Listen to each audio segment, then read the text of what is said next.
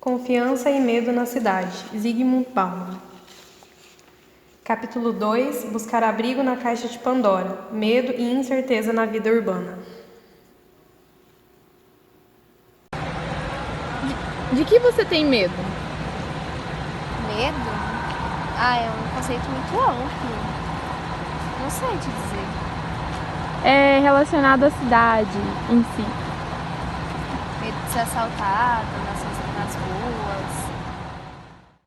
Eu tenho medo de acidente de carro, de sofrer algum ato violento, de assalto e coisas do tipo. Que minha família morra. Relacionado à cidade. Tenho medo de ser assassinado, assaltado, sequestrado.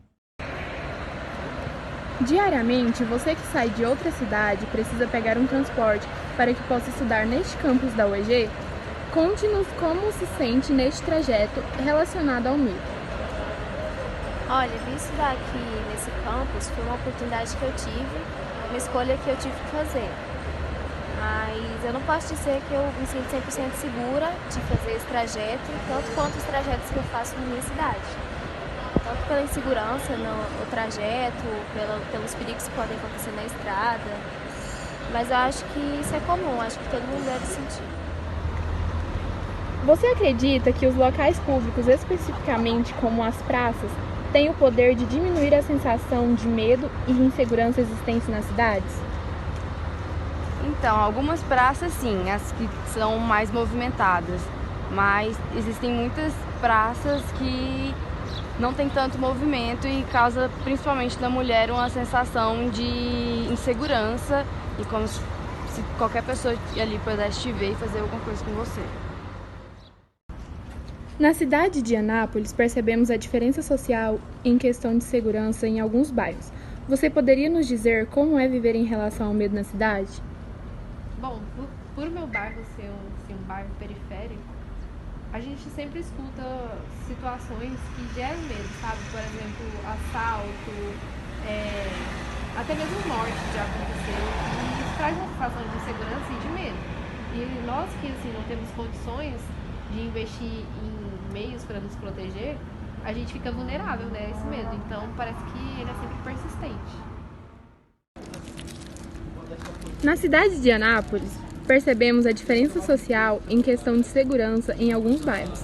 Você poderia nos dizer como é viver em relação ao medo na cidade? Então, devido ao meu bairro apresentar baixo índice de criminalidade, eu me sinto seguro em comparação aos outros bairros. Referente ao medo, sensações de inseguranças existentes nas cidades, você acredita que o processo de globalização interfere nisso? Sim, Por quê? porque a globalização obriga as pessoas a saírem das suas casas e por estarem fora das suas casas elas estão mais suscetíveis à violência e por isso gera mais medo. Bauman inicia o segundo capítulo de seu livro com alguns conceitos que podemos considerar como chave: a ficção de segurança e a instabilidade do terreno das nossas vidas. Para o autor, a promessa do progresso, ao invés de ser cumprida, acabou criando mais insegurança. Nós, pessoalmente, ou aqueles que nos são próximos, tentamos calcular e reduzir ao mínimo o risco de cairmos vítimas dos inúmeros e indefinidos perigos que o mundo pode nos oferecer e que o seu futuro incerto nos reserva. Estamos totalmente empenhados em observar os 7 sintomas do câncer, os 5 sinais da depressão, ou em exorcizar o espectro da pressão sanguínea e das altas taxas do colesterol, do estresse ou da obesidade. Aqueles que têm condições tentam se proteger contra o perigo, escondendo-se atrás de muros, multiplicam as câmeras nas vias de acesso aos apartamentos, contratam guardas armados, compram carros blindados, usam roupas protegidas ou recebem aulas de artes marciais. O problema é que essas atividades contribuem para uma sensação de caos que nossas ações só fazem agravar. A situação se reproduz como uma espécie de ciclo vicioso, em que o medo gera ações que geram caos, que geram mais medo, que consequentemente gera mais ações, e assim vai. até o momento em que o nosso medo tem vida própria e já se alimenta sozinho. Mas é possível obter grandes lucros comerciais graças à insegurança e ao medo, o que Bauman chama de capital do medo. O capital do medo é uma parcela do mercado que lucra com o medo, como, por exemplo, na venda dos carros SUV, que trazem a sensação de segurança, embora gastem muita gasolina, ou a venda de casas em grandes condomínios fechados.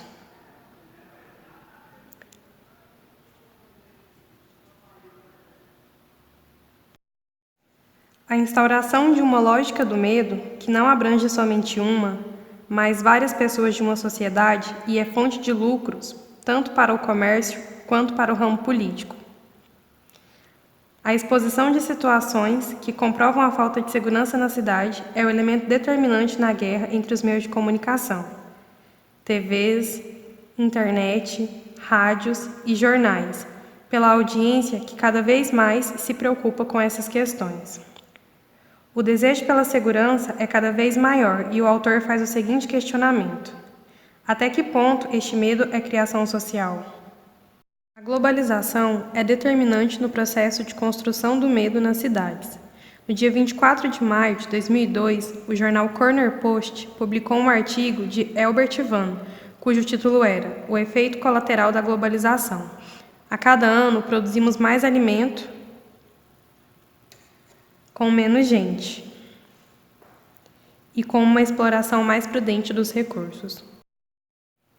Em Ontário, entre fevereiro de 1998 e fevereiro de 2002, desapareceram das estatísticas 35 mil trabalhadores, que o progresso tecnológico tornou supérfluos, substituídos por novas tecnologias. Sabemos que o monopólio de grandes empresas e a competitividade das corporações no mercado mundial causam esse tipo de situação. Namíbia, segundo as estatísticas, é um dos países africanos de maior bem-estar econômico. Como relata King Schott, na última década, a taxa percentual da população rural da Namíbia, tradicionalmente um país de camponeses, diminuiu bruscamente, enquanto a população da capital, Windhoek, duplicou. Uma grande parte da população agrícola deslocou-se para as favelas, que se espalharam ao redor da capital.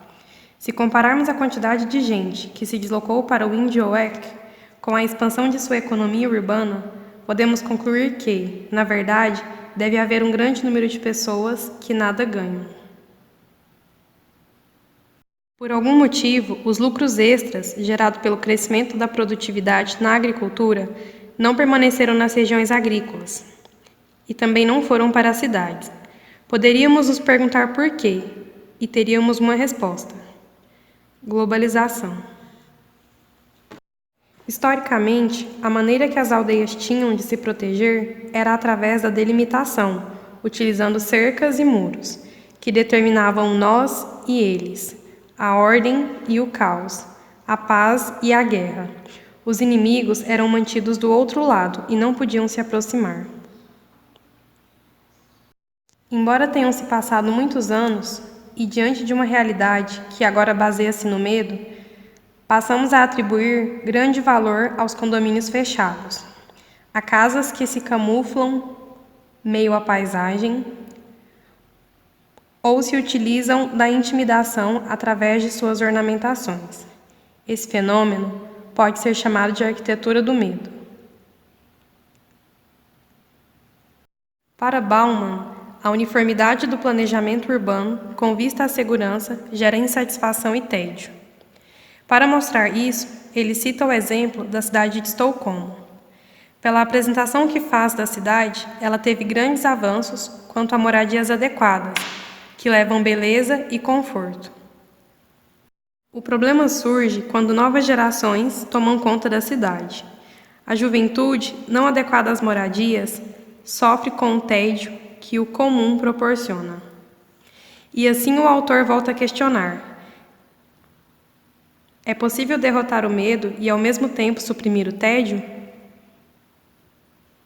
Talvez esse seja o maior dilema que arquitetos e planejadores têm de enfrentar, um dilema para o qual ainda não foi encontrada uma solução convincente.